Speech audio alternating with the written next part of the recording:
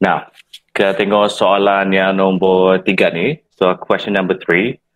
I think this questions covers quite a lot of your requests. If I'm gonna open up. Okay, so I'm showing you the Google form of which I've sent last night. If you look here, quite a lot of you asking for intermolecular forces. So I assume you haven't got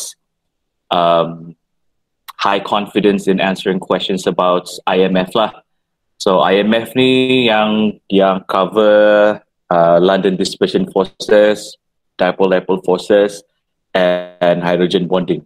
Okay, intermolecular forces. Kamu kena ingat for your level, for matriculation level, only 3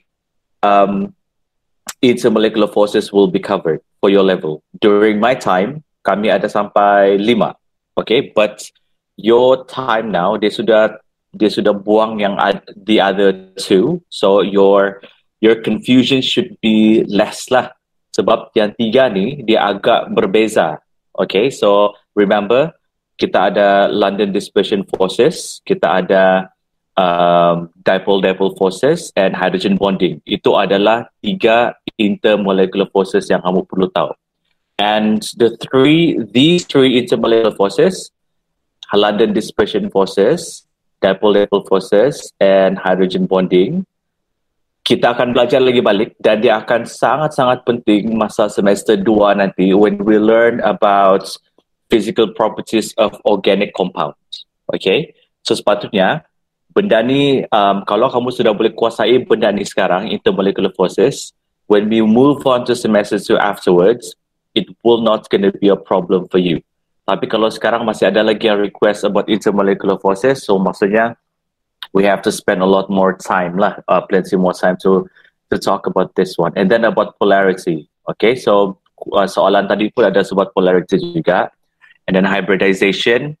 Ionic and covalent yang ini saya tidak faham apa yang diminta ni. Perbezaan kah, cara lukis kah? Tapi I assume dia tanya untuk the whole thing lah. So we're going to look at the lecture notes afterwards. I'm going to open up the lecture notes. And then molecular geometry. Apa lagi chapter 4 di sini? Polar dan polar tu polarity lah. Nah, ini pun another one. Hybridization pun ada yang request, quite a lot of you. Hybridization and resonance. IMF, again, hybridization lagi. Effect of boiling points and polarity. Intermolecular forces tidak effect polarity. So maksudnya sekarang, bila student ditanya about the intermolecular forces that affect boiling points and polarity, maksudnya dia tidak faham dah ni. Sebab intermolecular forces, dia affect boiling point, tapi dia bukan affect polarity. Polarity yang akan affect intermolecular forces. Okay, so molekul tu punya polarity, dia akan menentukan sama ada molekul tu boleh ada dipole-dipole forces kah ataupun dia tidak boleh ada dipole-dipole forces. Okay, so I hope you are writing this down. Okay, kita mulakan dengan begini. Kamu akan tulis apa yang saya cakap sekarang before we're gonna move on to the question. So daripada soalan yang ini, yang student yang tanya ni jelas dia tidak faham lah. Okay, it's very obvious yang dia tidak faham yang sebenarnya yang effect adalah polarity, bukan intermolecular forces yang effect polarity. So it's the other way around. Tapi boiling point, yes. Intermolecular forces yang akan effect boiling point. So perbezaan boiling point compounds is determined by the type of intermolecular forces the compounds can form. If the compounds can form the strongest type, hydrogen bonding, maksudnya compound tu akan ada very high boiling points. If the compounds can only form London dispersion forces, okay, note that I said, kalau compound tu dia cuma boleh form London dispersion forces, dia punya boiling point tu relatively akan lagi sangat-sangat rendah lah. So itu contoh dia. So ini kamu kena ingat, intermolecular forces dipengaruhi oleh polarity of the compound. Okay, bukan intermolecular forces yang pengaruh polarity. Effect boiling point, yes, intermolecular forces tu akan ada effect dia lah. And then dipole-dipole interaction ni pun masuk dalam bahagian IMF and polarity. Lewis structure, this one, ini asas dia kan untuk chapter 4. If you cannot draw Lewis structure, then you will have a problem for polarity, you're gonna have a problem for geometry. So ini agak critical lah kalau Lewis structure tu masih belum boleh lukis. Chapter 4 is not gonna be a very good experience for the student. Okay, so kamu kena kuasai dulu Lewis structure tu. Okay, orbital overlap quite a lot as you see here. Hybridization, okay, expanded octet dan incomplete octet. So ini it's also about Lewis structure a bit. Okay, kenapa dia boleh buat expanded octet, kenapa dia boleh buat incomplete octet ni kita akan cuba tengok lah kalau sempat hari ni. Kalau tidak kita akan sambung besok lah. Polarity dan polarity ini itu juga. Okay, ada lagi yang berbeza sikit. Okay, so basically it's all about hybridization, polarity yang banyak. Okay, hybridization, polarity, ada dikit resonance lah. And when we look at if we go back to the question here, so soalan ini dia cover quite a lot of your concern. Okay, are we back on the question now, guys? On your side? Yes, sir. Yes, sir. Okay, yes, good. Sir. Is that clear just now? Yes. Okay, about polarity. Dan the polarity itu akan affect the type of intermolecular forces, dan type of intermolecular forces ataupun strength of intermolecular forces itu yang akan mempengaruhi boiling points of the compound. Itu tadi saya sudah cover juga. And then about Lewis structure, itu sangat penting. Okay, itu kamu kena kuasai dulu, barulah kita boleh we can talk about the other things in chapter 4. Now we have a look at 3A. Dia minta resonance structures for nitrite ion NO2 minus. Ini ada minus sini ya. So the first thing you need to do, even though dia ada dua markah di sini, tapi the process for you to get to the resonance structures, it's quite longer than 2 marks. Why? Because kamu kena lukis dulu the correct Lewis structure. Okay, kamu kena lukis dulu Lewis structure dia yang betul. Sudah dapat Lewis structure dia yang betul tu, baru kita boleh lukis resonance itu. So the resonance, if we're gonna look at the resonance for NO2, it will look like this lah. Okay, can you see the scheme now? Yes, sir. Yes, sir. Yes. Okay, good. So ini adalah jawapan dia akan bagi. So kamu akan dapat satu markah for each of the resonance structures. Okay, ini adalah resonance structure number 1 of NO2 minus. Ini adalah resonance structure number 2 for NO2 minus lah. Okay, so before you get to this point, kita kena lukis dia punya Lewis structure dulu. So kalau Lewis structure kamu tu salah, automatically your resonance structure tu akan salah. If you look here, apa yang berlaku pada resonance, dia pindahkan dia punya multiple bond tu. Untuk yang sebelah on your left hand side, right here, this the double bond is on this side, and then pada resonance yang satu tu dia pindah pergi sebelah. So secara basic dia macam tu sajalah resonance.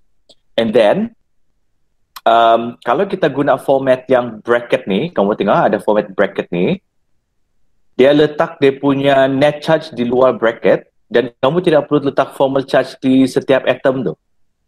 Kalau kamu buat yang tidak ada bracket, okay, yang tidak menggunakan bracket, contohnya if I can go to the, are you guys still with me? Yes, sir. Yes, sir. Okay. Yes, sir. Yes, sir. Ini adalah like I said, ini adalah format dia guna bracket. So formal charge tu dia letak di luar. So dia tidak letak pada setiap atom tu. Tapi kalau kamu tidak guna bracket, yang macam saya buat dalam video tu kan, so kita cuba buka dulu straight cam tu. If you look at this, ini another format. Ini pun resonance juga, yang macam yang saya buat dalam straight cam tu. Tapi beza dia sekarang, saya tidak guna format yang bracket tu. So bila kita tidak guna format yang bracket, kamu kena lukis dia kamu kena lukis dia macam ni. Ini adalah format yang dia guna bracket. So the formal charge will be outside. So in a way, if you're not confident with the formal charge untuk lukis di luar sini, kamu boleh guna format yang ni lah. So kamu tidak perlu tulis the formal charge on every of the atom. You just gonna put the brackets and you put the negative outside. Negative ni kenapa ada negative? Sebab dalam soalan tadi tu, kalau kamu tengok dalam soalan, dia ada satu negatif sini. Okay, so if we tidak boleh lagi. Dia ada satu negatif kan. So you just going to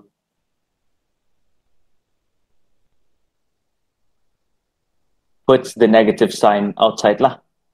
And then another format yang macam saya buat dalam STR8CHEM. So ini adalah format yang saya letak setiap atom ni, saya letak dia punya formal charge. So saya kena kira lah formal charge. Kenapa saya tak buat macam begini? Kenapa why do I prefer to do like this instead of the bracket? Sebab ada student kadang-kadang bila dia tidak buat the formal charge macam ni, dia tidak boleh tentukan which one is the most plausible lah. Okay, which one is the most plausible Lewis structure. Contohnya sekarang yang untuk ini kan, saya boleh tengok, oh, oksigen ini zero formal charge, yang ini ada negatif, ini pun negatif juga, ini positif. So lebih kurang sama jugalah. So untuk spesies yang ini sekarang, di mana the most plausible? Semua ini most plausible. So untuk soalan yang macam ni, dia tidak akan tanya lah which one is the most plausible. Sebab ini pun boleh plausible juga, ini pun boleh plausible juga, ini pun boleh plausible juga. Why is it, why all of them can be plausible? Sebab kalau kamu tengok sekarang, semua ni sekarang sudah ada the most number of lowest formal charge. Lowest formal charge tu dia merujuk kepada berapa banyak atom yang ada formal charge equals to 0. If you look here, ini ada 1, 0. Sini pun 0 juga, ada 1.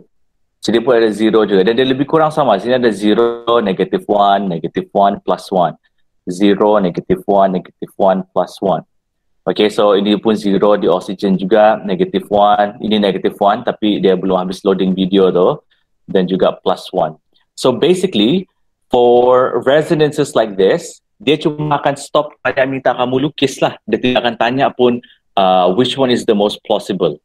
Dia akan tanya which one is the most plausible bila ada perbezaan the number of lowest formal charge. Okay, so the key point is lowest number of formal charge lah.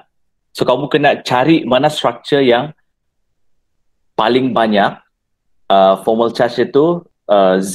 Okay, itu yang dia mau tengok. Dia bukan kamu kena nilai, bukan kamu ambil 0 plus negative 1 plus negative 1 plus 1. Tidak, itu salah tu. Dia mau tengok the most number of lowest formal charge untuk menentukan the most plausible. Okay, so ada dua benda yang tadi saya cover. Satu tu format. So ini adalah format untuk dia punya resonance. Yang pertama, saya letak all the formal charge di sini. And I said, why do I prefer to teach this way? Because bila kita buat macam begini, kita akan senang nampak berapa banyak lowest number of lowest formal charge. Okay, the lowest of course should be 0 lah. So bila ada 0 tu maksudnya dia neutral. Dia tidak ada charge yang terlebih, dia tidak ada charge yang terkurang. Okay, so yang tadi lagi kita bincang pasal format. And then format yang kita boleh buat juga yang macam ni. Okay, format yang kita ada tu yang macam ni juga.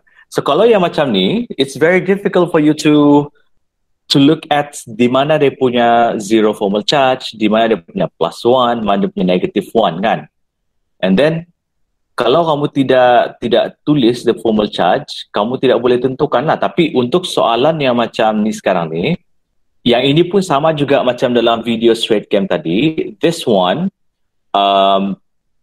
it will not gonna ask you to identify which one is gonna be the most plausible. Why? Because both of them are the same. If you have this one, this nitrogen, kalau kamu kira dia punya formal charge, ini formal charge dia 0. Okay? Yang ini pun formal charge dia 0 juga, this oxygen. Yang ini yang formal charge dia -1. And then if you look on the other side, this nitrogen over here, if you calculate the formal charge, ini pun equals to 0 juga. Okay, the nitrogen here. And then if you move to the other oxygen here, if you work out the formal charge of this oxygen atom for NO2 minus structure here, this one will be 0 formal charge. This one will be -1. So questions like this is similar to the one that we have looked in the straight cam video just now.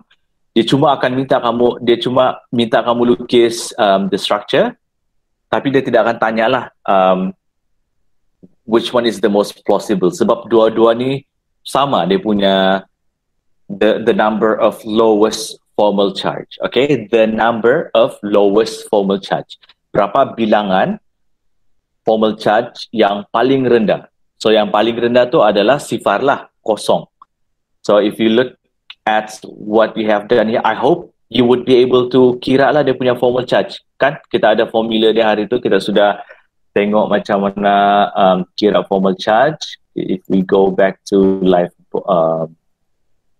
here, kita rewind sikit. So you can go back to this video later if you want to watch how kita buat yang kira formal charge kan. So if I look at the view, baru 110 view ni, ini view yang dari dulu lagi, dari September 28 kan. So kalau sudah lupa macam mana kira formal charge tu, go back to this video. Cara kira formal charge tu, kita ambil dia punya yang number di depan ni adalah dia punya number of valence electron kan. Kita mau cari formal charge of N. Contohnya untuk yang ini. So, cara kira formal charge tu, first kita ambil berapa bilangan number of valence electron. So, nitrogen, valence electron dia adalah 5. Kenapa? Sebab nitrogen tu dia, cara paling senang tu sebab dia berada pada group 15 kan. So, dia punya valence electron tu adalah 5 lah.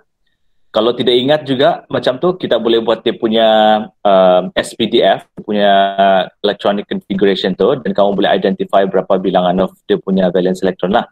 And then minus 0 here. Why 0? Sebab sekarang dalam Lewis structure dia ni, kalau kamu tengok Lewis structure, nitrogen tu tidak ada lone pair. So dia tidak ada lone pair di sini. So 0 lah, tidak ada lone pair. And then minus 4. 4 ini berapa bilangan bonding pair yang attached on nitrogen.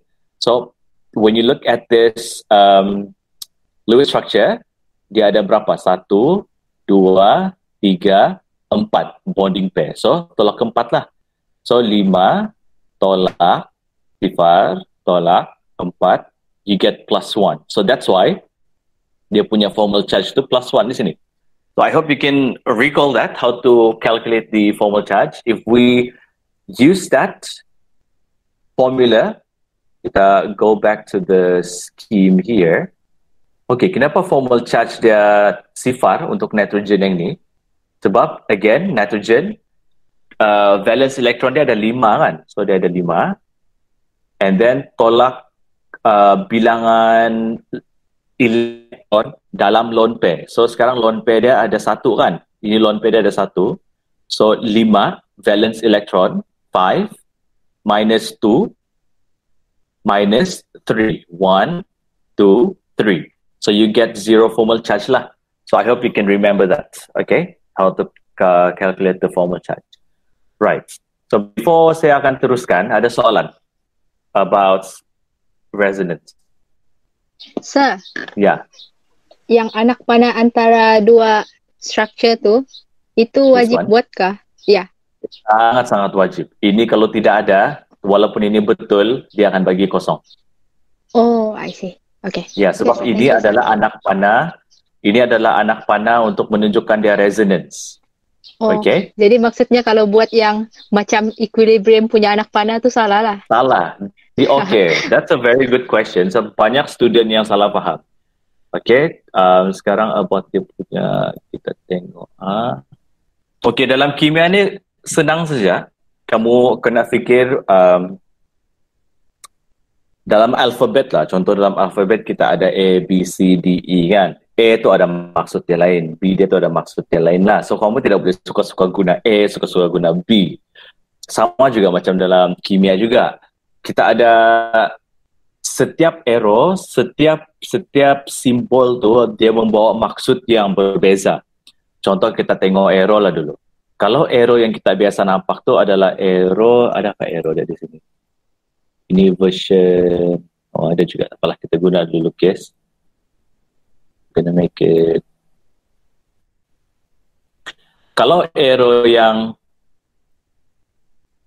kita biasa nampak macam ni kan, ini maksudnya non-reversible reaction lah.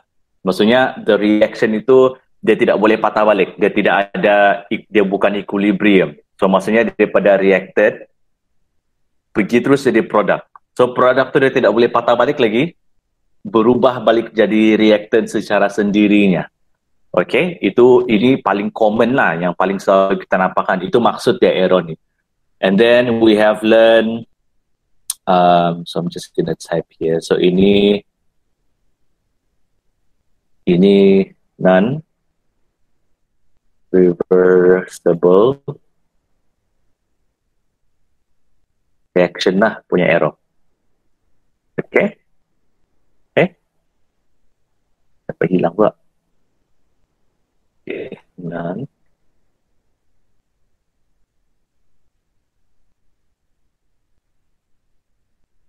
Okay, so ini adalah non-reversible punya arrow. Very common. And then recently we have learned, kita guna yang ini kan. So ini reversible arrow. Reversible arrow, dia berbeza daripada resonance. Resonance, dia satu macam begitu.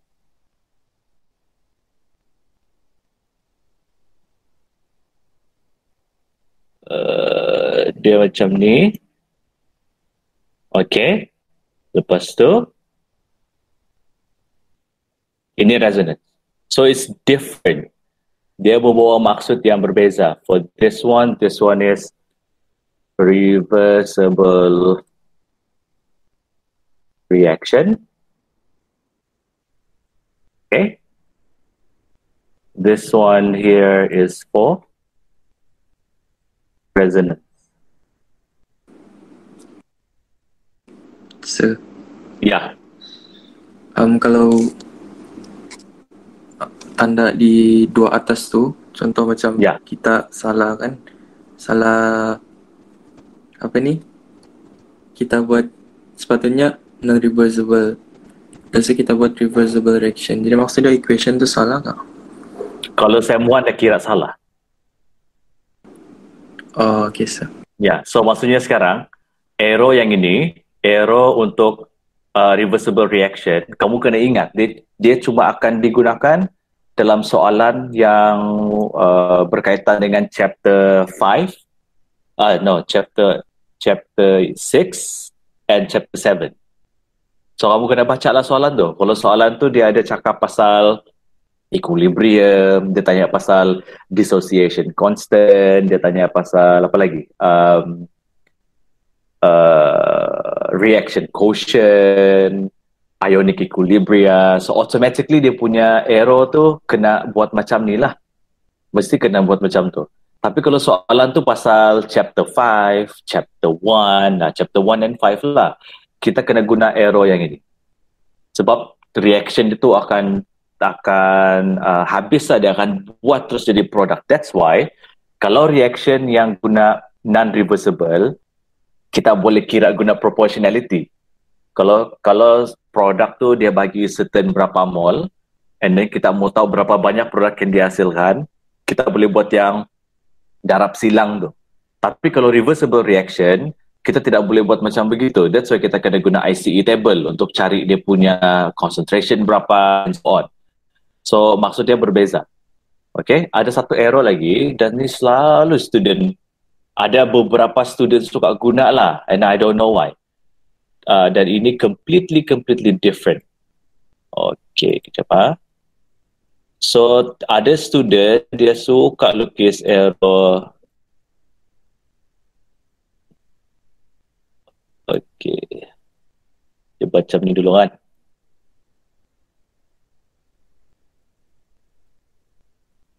Ada yang suka buat macam begini. Okay, this is a completely different meaning. Dan ini kamu tidak belajar pun. Arrow ni kamu cuma akan jumpa bila kamu buat pure chemistry di university. Ini arrow ini adalah untuk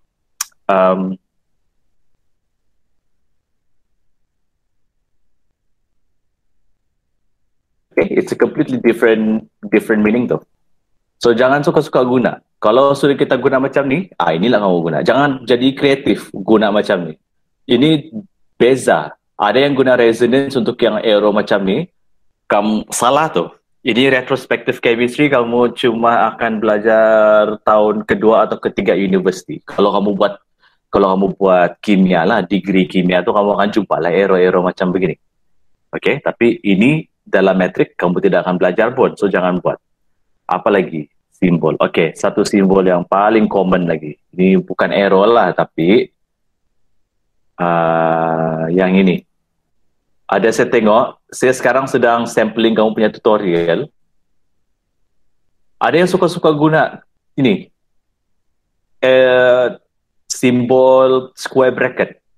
Ingat, square bracket ni maksud dia adalah molarity. Okay, so jangan suka-suka guna lah. Ada maksud dia tersendiri. So yang ini untuk molarity. I think I've told you before kan dalam video KCKP tu saya bagi tahu kalau molarity mesti square bracket. Kalau yang pressure tu kita guna round bracket. Okay, round bracket tu round bracket lah.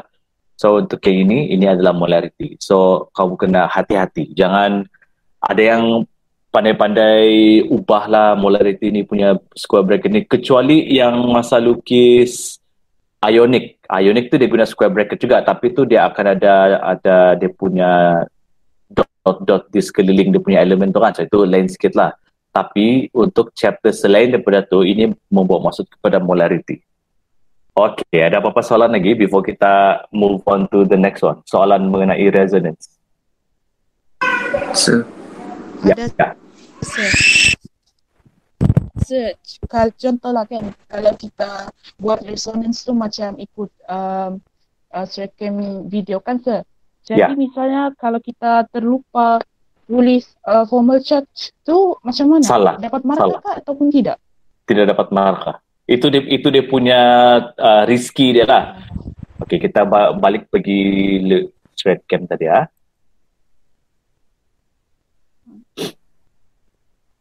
So itu adalah dia punya risiko. Kalau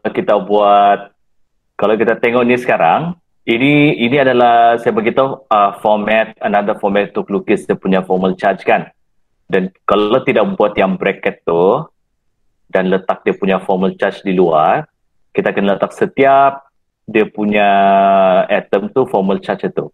Kalau kamu tidak tertulis ataupun kamu salah tulis, dia tidak akan bagi markah. So kamu akan hilang satu markah. Itu risiko dia lah untuk buat yang formal charge yang ini. Tapi kebaikan dia, bila kamu biasakan diri untuk buat benda ni, kamu akan tahu kalau soalan tu tanya which one is the most plausible Lewis structure, kalau dia tanya macam begitu dan kamu sudah biasa lukis dia punya formal charge, automatically kamu boleh detect which one is the most plausible.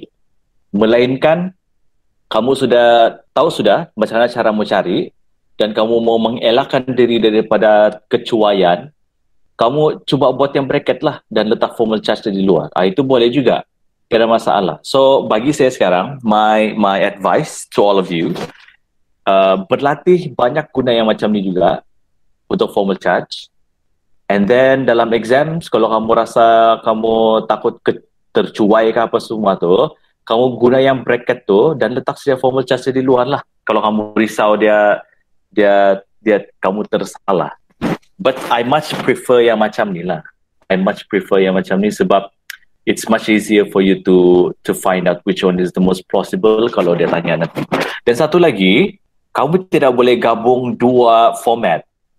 What do I mean over here is, when you chose to do this format, jangan kamu letak bracket dan kamu letak lagi formal charge di luar. Itu dikira sebagai redundant. Maksudnya kamu sudah buat formal charge for every of the atom, tapi kamu letak juga bracket and you letak dia punya net charge di luar. So itu pun dia tidak akan bagi kamu satu markah. Kalau dia tidak bagi satu markah, okey. Kalau dia bagi markah, tolak satu markah, okey. Itu kalau pemeriksa kamu tu baik hati lah. Tapi kalau pemeriksa kamu tu jenis yang strict, kamu sudah buat formal charge for every atom, lepas tu kamu buat lagi bracket, kamu double dengan dia tu.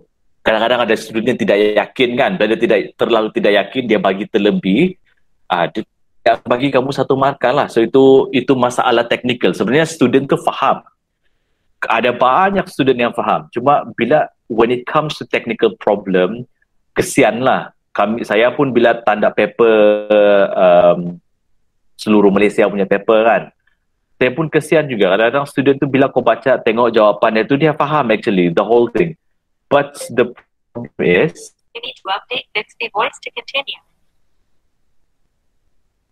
But the problem is, bila kita sudah ada peraturan yang kita perlu ikut dan you are not there to defend yourself, terpaksalah kita terima dia punya hakikat yang dia akan bagi salah lah, ataupun dia at least akan tolak markah. So itu kamu kena hati-hati. Okay, any more question about resonance? Yes, sekarang? Yeah. Yes. Yang anak panah resonance kan, yang anak panah resonance tu kalau macam 5 dia punya resonance kan mesti bersambung-sambung ke, ataupun macam yang dari macam terbuat dari yang original tersambung lagi. Macam tak teratur Pak Desa. Macam tidak teratur. Tapi dia ada anak. Ya. Boleh tak begitu? Macam mana maksud kamu tak? Saya tidak boleh bayar. Maksud kamu berterabur? Ya, macam berterabur dia, tapi anak panahnya tu ada juga berkait dengan setiap di antara setiap resonance tu. Okey, macam ni lah. Kau lukis, kau share sama saya tunjuk di sini. Baru kita boleh nampak. Share di Telegram. Siapa tu? Siapa tanya tu? Saya. Oh, Fikri. Okey, kau lukis dulu macam mana maksud kamu tu. Share di Telegram. Lepas kita boleh share to the whole class lah dan kita boleh nampak. Okey? Okay, other than that, ada lagi soalan? Resonance.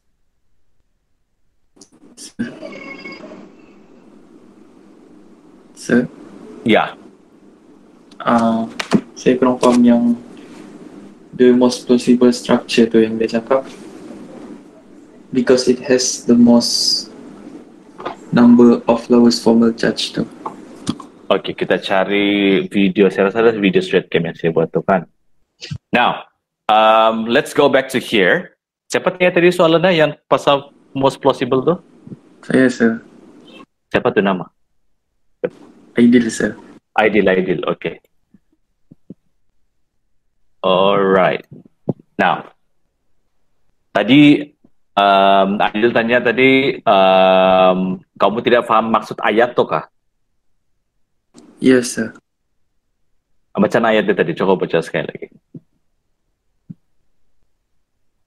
Because it has the most number of lowest formal charge. Okay, ayat dia because it has the most number of lowest formal charge. Betul? So, lowest formal charge sana tu refers to ini, formal charge equal to 0. Dia kena 0 ke, sir? Ya, itu yang lowest. Paling rendah itulah.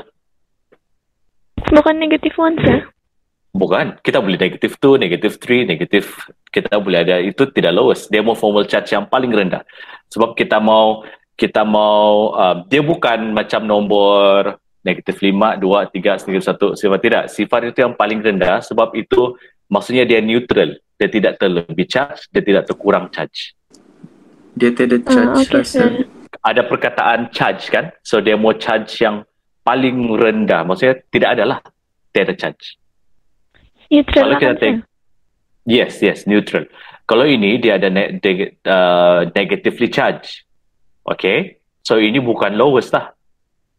So the ayat dia tadi, because it has the most number of lowest formal charge, maksudnya kamu akan kira berapa banyak formal charge equals to 0 pada structure tu.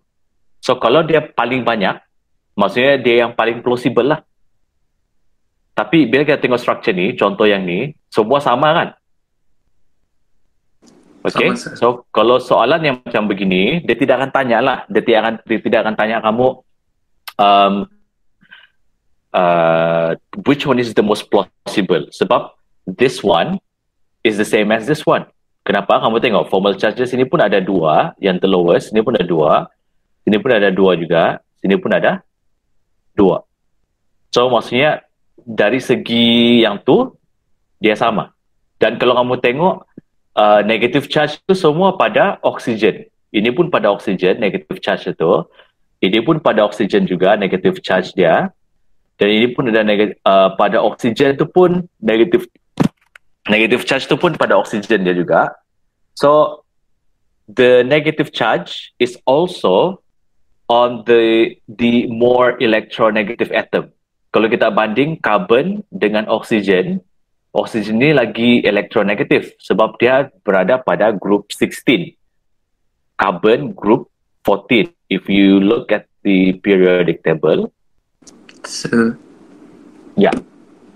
Maksudnya tu salah satu cara lagi untuk tentukan the most plausible structure lah kan? Mana satu? Yang negative charge tu. Itu part of it. First kita cari dulu lowest formal charge berapa banyak. Kalau dia sama, baru kita tengok di mana negative charge itu berada. So dia ada dua peringkat lah.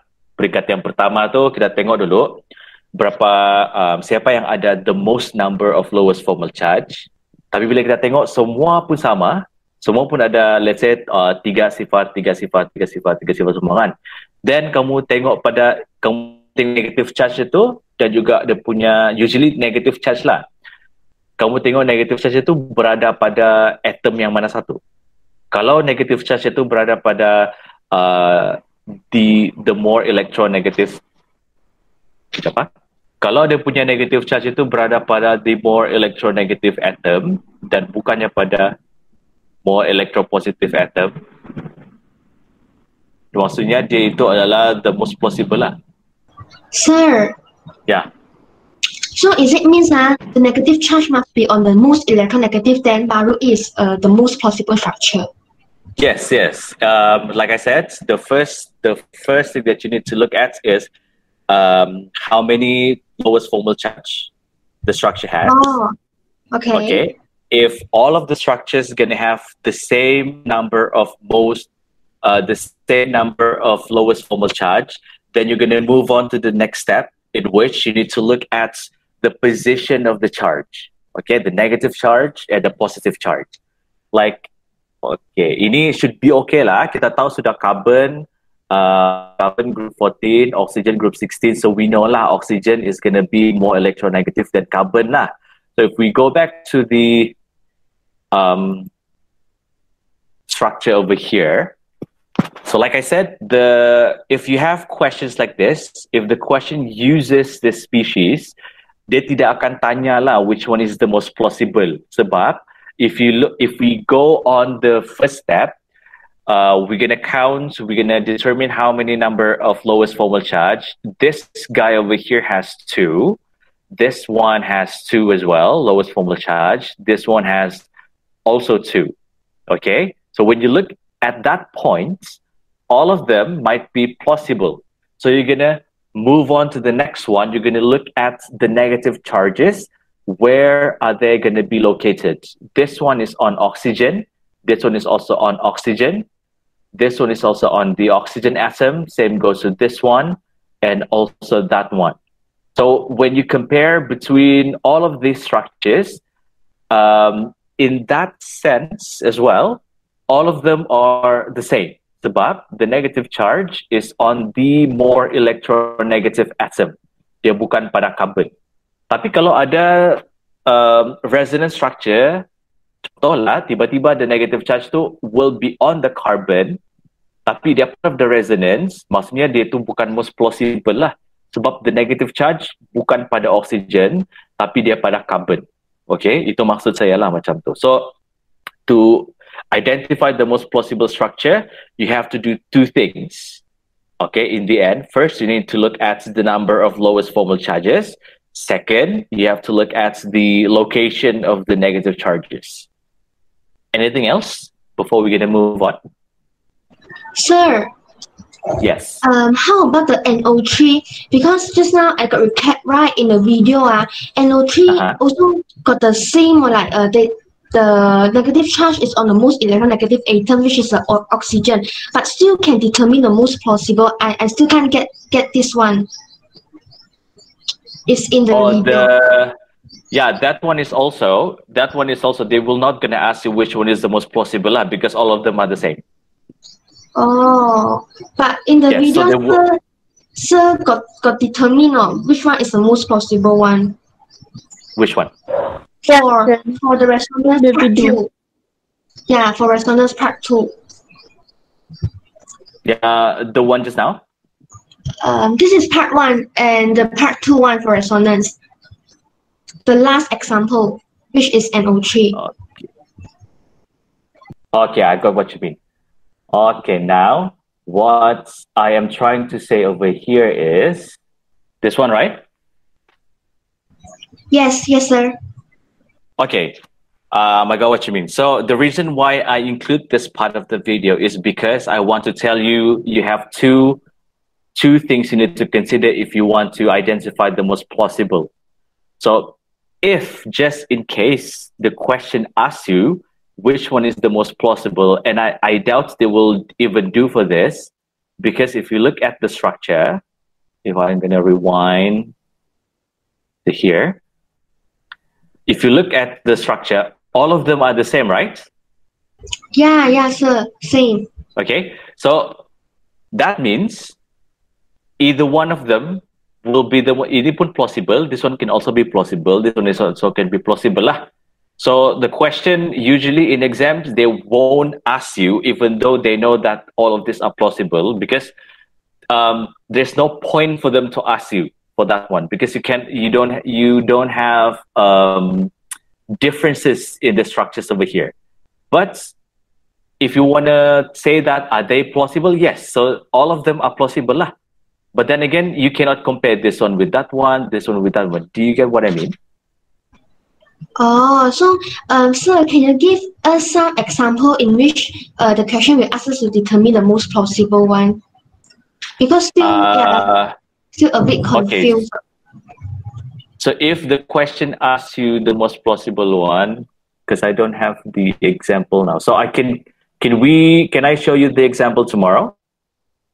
Yeah, sure, sir. Okay, good. Because if I'm going to show that now, I'm afraid that it will take some time because of the internet connection, kan? Yeah, okay, sir. Okay, so we're gonna look at the example of which soalan exam lah. I will take some soalan exams, or if you have the question, send it to me through Telegram, and then we can discuss about it tomorrow. But what I'm trying to say over here in the video is this. You have two things that you need to consider. Okay, when you want to identify which one is the most plausible, is first, you're going to count the most number of lowest formal charge. Second, if they have the same number of lowest formal charge, then you're going to move on to the second one lah. The negative charge is on the most or more electronegative atom, like what I said just now. So ini adalah dua benda yang you have to consider when it comes to identifying the most plausible structure. And tomorrow, we're going to look at some examples for soalan yang dia akan tanya lah for you to identify which one is going to be the most plausible. For structures like this, soalan exam dia jarang akan tanya kamu which one is the most plausible because all of them gonna be the same. But just in case they're gonna ask you, you just pick either one of them because they're gonna be the same anyway, and then you're gonna write this reason, okay, together with your drawing. That's all. Anything else? Sir, can I know actually what is the purpose for the question to ask us to show the resonance? Just to show how the multiple bonds switch up. It's just that because okay, to understand why resonance exists, then we need to, if you really want to learn about the history of resonance, concept of resonance, we have to know the developments of chemistry when all the structures are being discovered. And then you have new tools emerge, okay, in the field of chemistry. So scientists, when they try to study about the bonds, when they try to study about all the things, they realize all of the structure, okay, when they do chromatography lah. Mungkin right now, if you heard about chromatography, crystallography, you will tend to get confused, but you don't have to worry about this. They will never gonna ask you about this. But I just want to tell you, why do you need to know about resonance? The reason is because when you study about the structures, like how the scientists did, they realized that the double bond and single bond, if you look here, you have double bond and you have single bond. They have fixed length. Okay, they have fixed length. Like single bond, dia ada dia punya panjang dia sendiri. Double bond, ada dia punya panjang dia sendiri lah. But then again, when they take, let's say, structure like this, NO3 minus, when they put that compound into the machine, and then when the machine tells them about the length of the bond, they realize the bonds that they have over here doesn't represent the length of the single bond or the double bond, but the length is in between of those two bonds. Do you understand? Okay, understand, sir. Okay, so bila the scientists, when they try to study about the length of the bond, let's say for this one lah, when they take this compound, they got really confused.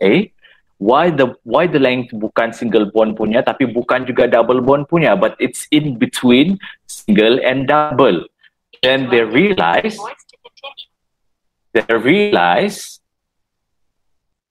start to realize that resonance lah, they have like an intermediate structure in between of all those things. So that's why they they came up with the idea of resonance. The truth is, for a structure like this, yang ada resonance, the true structure, okay, for a structure like this, the one with resonance, the true structure yang sebenar, based on existing concepts and so on, exists in between these resonances. Itu dia punya konsep lah. So that's why we have to learn about this resonance. The resonance is just simply to show you how the electrons can move around lah. Okay, and the reason why structure like NO3 minus, the length of the bond tidak ada the length of double bond yang biasa, dan tidak ada length of single bond yang biasa orang dapat tu lah. So it's in between double and single. That's why muncul yang ini, this idea of resonance. That's why you have to learn about it in chemistry. Is that okay? Yeah, okay. Thank you, sir. Yeah, so for my advice, sometimes when you stumble across this kind of ideas, if you're interested about it, you can read about the history first, because ini actually is just chemistry convention. What do I mean by convention? Kebiasaan lah in the chemistry field. This is how the scientists gonna be writing the resonance on paper. But in reality, the structure doesn't exist like this. it's in between all of these three. Okay, some of you might be like, what is going on, kan? Kamu pun rasa tiba-tiba macam tambah confused lagi. So that's why if you rasa benda tu tambah mengelirukan, you put that aside first. You terima dulu macam mana cara kita mau buat benda ni. You belajar dulu cara macam mana mau terima. So jangan dulu persoalkan, oh kena dia wujud macam ni kah, you don't have to. But what I can tell you now, the real structure for this, for NO yang ada resonance ni, bukan macam ni juga, bukan macam ni juga. So dia di antara all of this. Okay? Anything else? Now, 3D. Determine the polarity of molecule CH3Cl. The answer is polar molecule. If you're used to it, kita nampak sudah dia memang polar molecule. And then, kamu nampak ada 5 markah sini kan? You have 5 marks. So, maksudnya ada step-step dia lah yang you have to fulfill. If you're just gonna write polar molecule, you get 1 mark lah. Wait, is everyone looking at this now? Sorry. Yes, sir. Okay, good. Yes, sir. So when you have the word determine polarity, tengok markah dia berapa? 5 marks. So if you have 5 marks, it means you have a few steps that you need to write in order for you to justify why is it going to be polar molecule. Because some students, when you look at CH3Cl, they can imagine that in their head, dan dia tahu sudah benda ni adalah polar molecule. So what happened in the past and what it happened a lot before, when they get questions like this, students forget to look at the allocated mark. So when you forget to look at the allocated mark, and then you are being very confident with your knowledge, and yes, you get it right. But then again, kamu lupa tulis on the paper, kamu cuma dapat 1 markah sajalah. So itu adalah benda pertama yang I want to touch upon. So when you have question, it looks quite simple like this. Kamu kena tengok markah dia dulu. Kalau ada 5 markah, maksudnya ada a few things that you need to write in your answer. So how do you answer that one?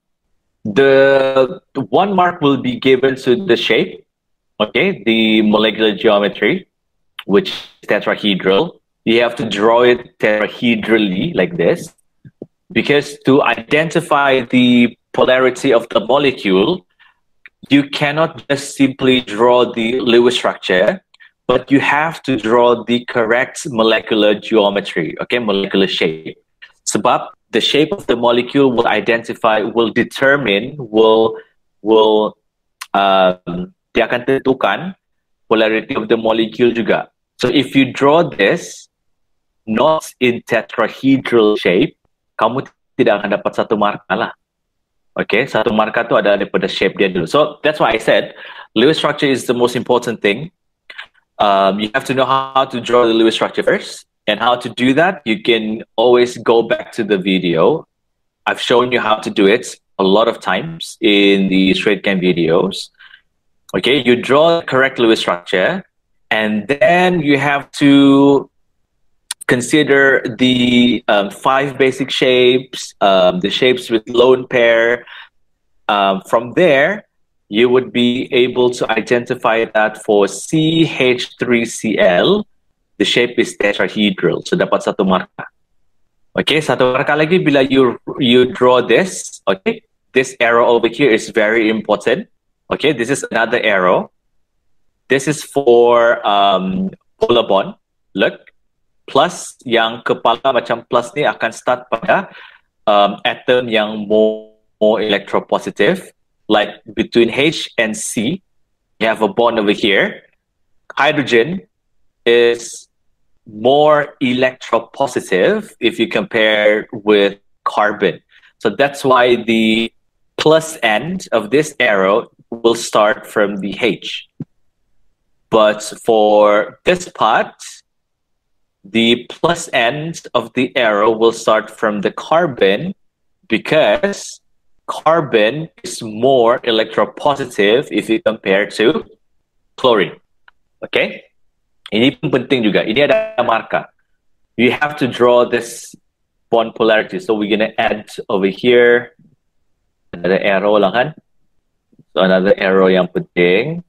Okay, so this one is another arrow. This one is for bond polarity.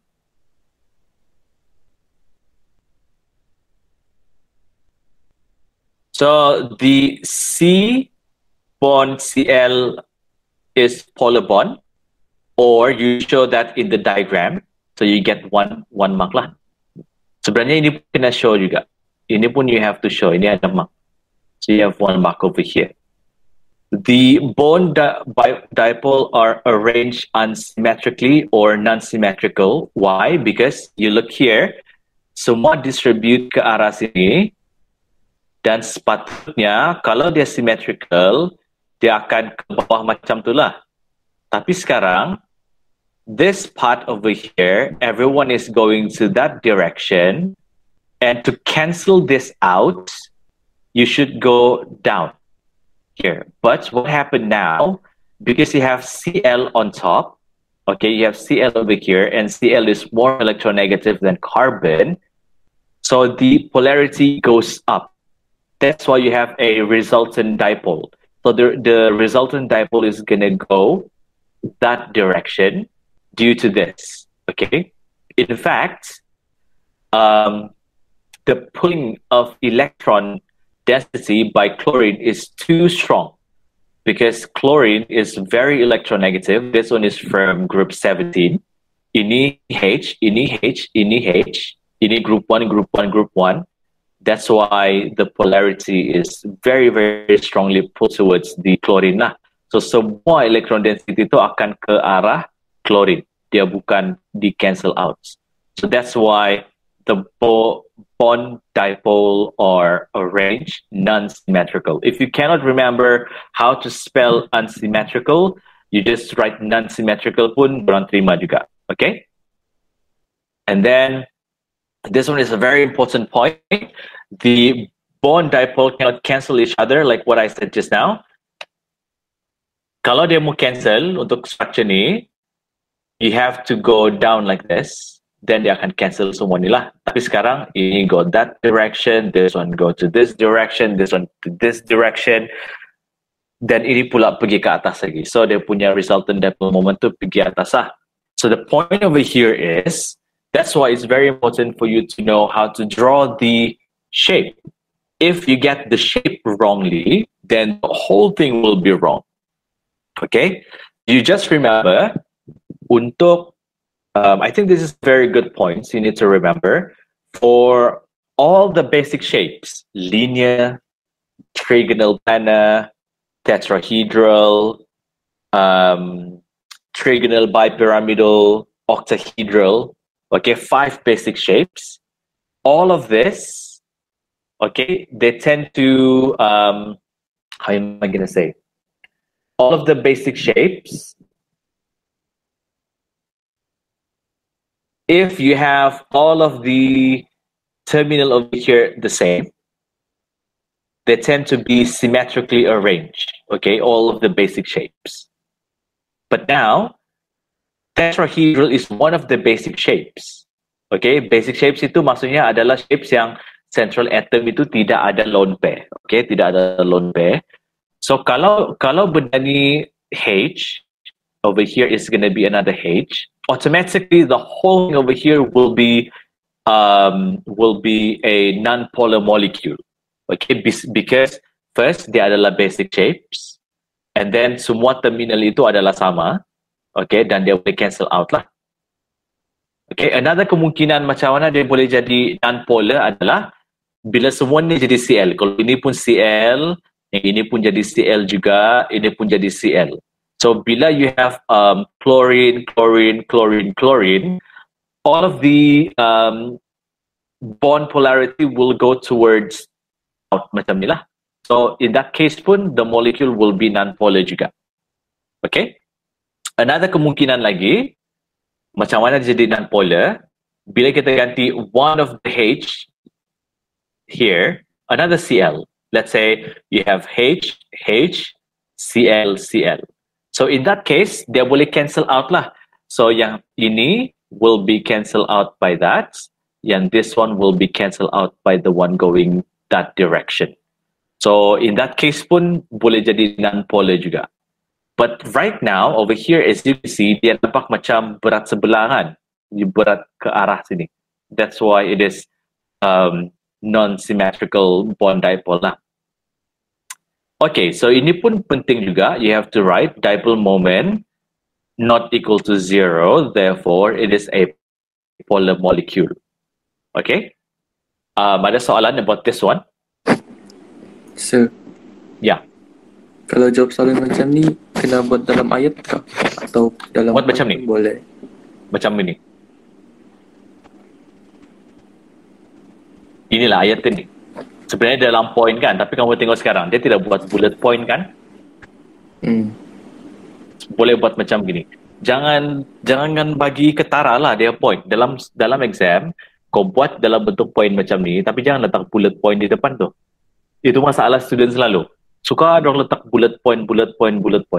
So bila kamu letak bullet point, dia anggap itu sebagai point. So bila dia nampak bullet point, contoh ini ada 5 markah kan, you have 5 marks over here, 1, 2, 3, 4, 5. Once you letak arrow kah, you letak bintang kah, you letak bullet point kah, dia akan tolak satu markah tu. Oh, okay sir. So kamu tidak perlu buat ayat yang terlalu panjang. Kamu buat macam bullet point, tapi jangan letak bullet point.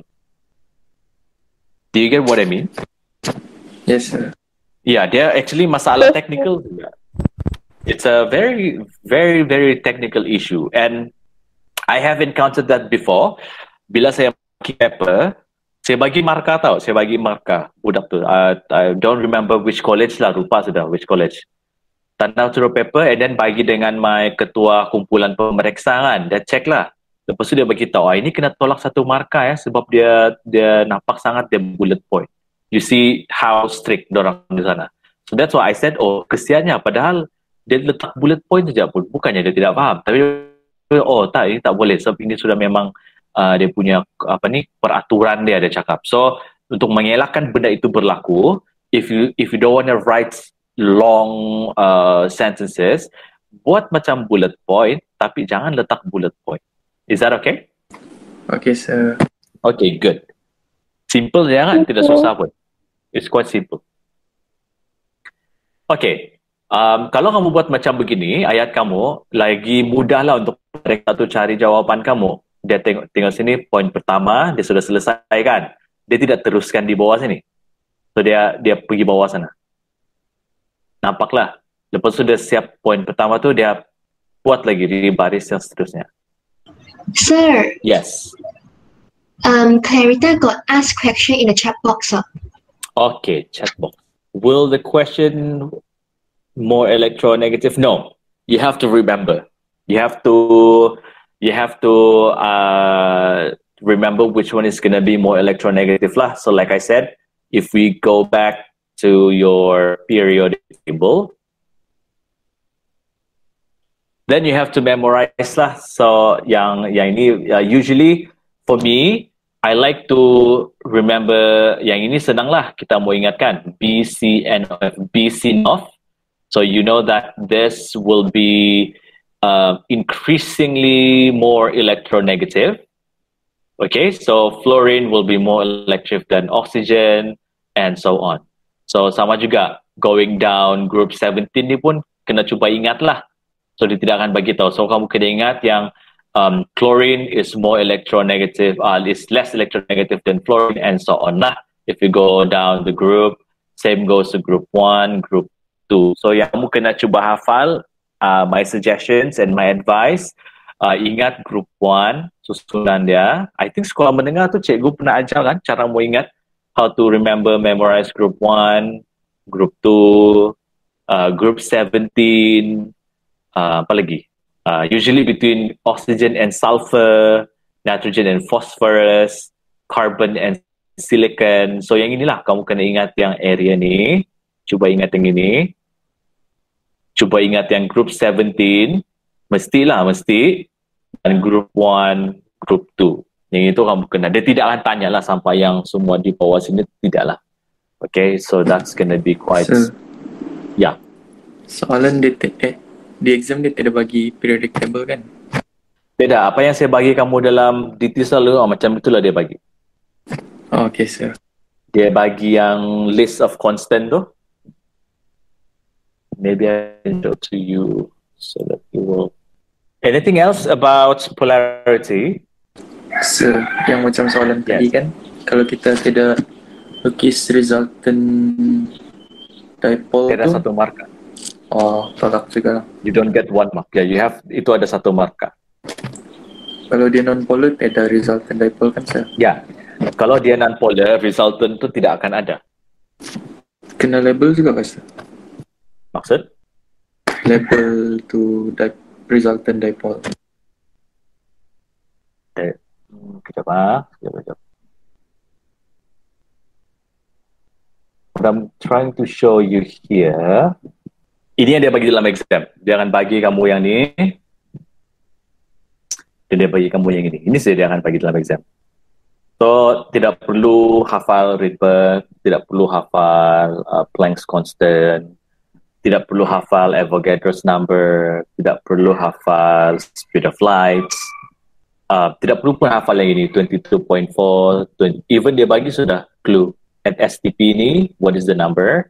At room temperature, what is the number right here? What else? You don't have to memorize 0.0820, 0.08206 pun tidak perlu hafal juga. Even dia dah bagi sudah macam mana conversion di sana tu. Okay? Inilah yang dia akan bagi dalam exam. Dia tidak akan bagi periodic table lah. Okay, anything else? Yang label tadi tu ideal katanya tadi tu? Yes, sir. Kamu dengar ada budak menyanyi? Ada, sir. Ya, dia sedang happy di luar.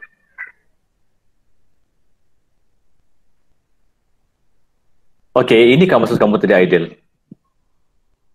Yes, sir. Ini kena tulis. Oh, okay, sir. Okay, ini kena tulis. Resultant dipole moment ni, ini kamu kena tulis lah. Ini kamu lukis bagaimana arah dia tu, kena sekali dengan tulis yang ni. Okay.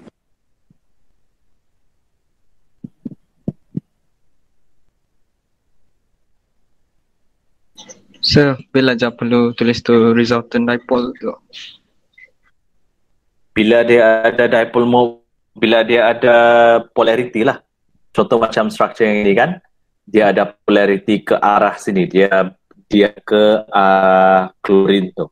So semua ke arah sini. As you can see, ini kamu kena tulis resultant dipole moment.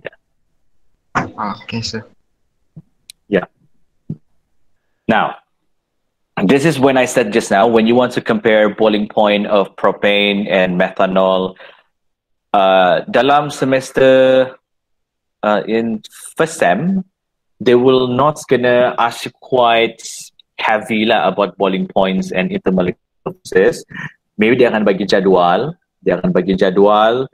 and then dia akan bagi boiling point. Okay, lepas tu kamu akan nampaklah beza-beza boiling point, and then dia tanya kenapa dia punya boiling point tu berbeza. Then you have to explain lah, oh yang satu tu ada hydrogen bond, yang satu tu tidak boleh buat hydrogen bond. That's why yang ada hydrogen bond tu lagi tinggi boiling point and so on. For example, here, you need to compare the boiling point between propane. Okay, propane is this. And methanol. Sepatutnya dia bagi structure methanol ni. Dia sepatutnya bagi sebab dalam SEM 1, kamu belum tahu lagi macam mana lukis methanol. Okay, methanol, the structure is, if I can draw here. Okay, can you remember this methanol? Ini propane, Kita akan tengok di... Kamu nampak soalan ke sekarang? Nampak, sir. Yes, sir. Nampak, sir. Sekarang, the soalan is the boiling point between propane and methanol. Explain. Dia suruh compare. Kalau dia tidak beritahu which one yang higher boiling point kan, dia tidak bagi tahu.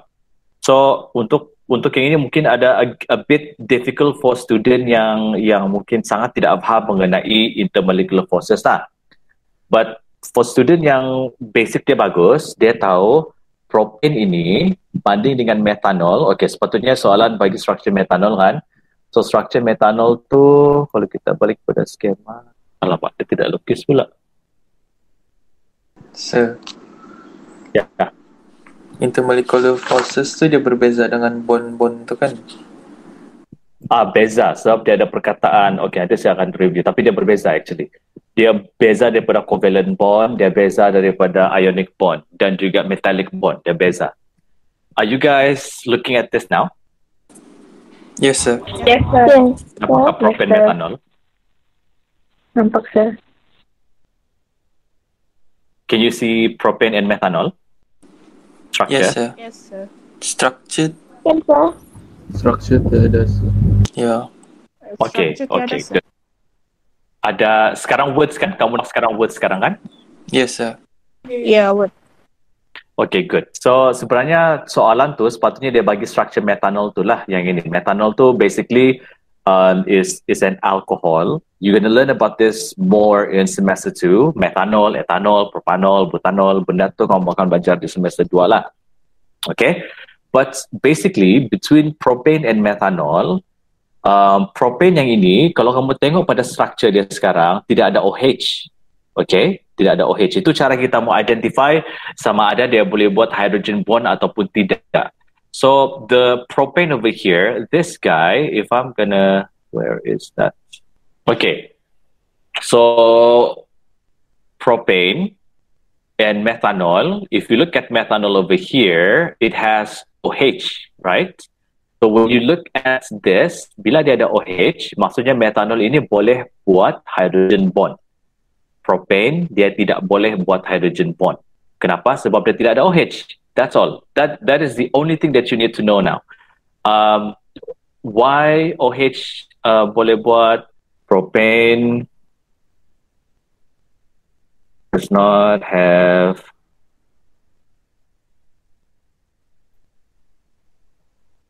OH group. Therefore, it can only form London dispersion forces.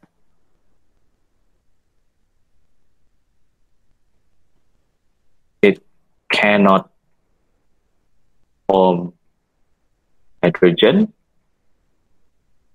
bonding. Untuk yang ini. But for methanol, it has a OH group.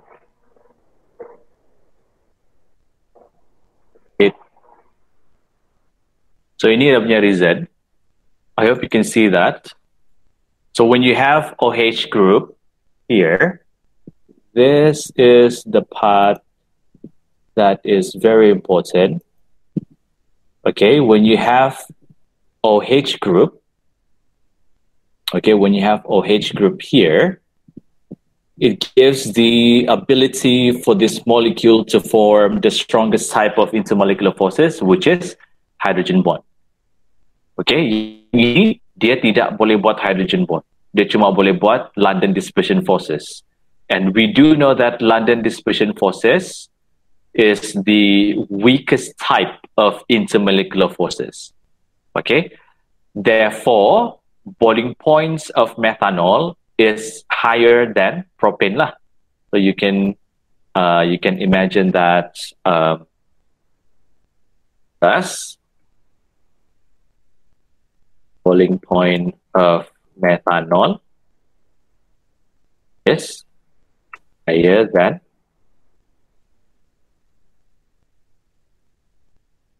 Okay, so this is the reason why methanol has higher boiling point than propane, because it can form the strongest type of intermolecular forces. We need more energy to break the hydrogen bonding between methanol molecules to compare with the London dispersion forces between the propane molecules. Okay, if you look over here, samalah dia punya explanation, methanol can form hydrogen bond, but propane form only van der Waals forces ataupun London dispersion forces. You will get 1 mark. Okay, hydrogen bond is stronger than London dispersion forces. you get 1 mark. Therefore, methanol has higher boiling point than propane, you get another 1 mark. So ini reason dia lah. So I hope that just now kamu nampak lah the reason why methanol can form hydrogen bond. Okay, I think we will continue with the rest of the question about hybridization and also some polarity and resonance tomorrow. If you do have any other questions, do send it to me via Telegram and we can use those questions for our discussion lah. So send it quickly and I can be able to prepare that quicker lah. Okay. Right.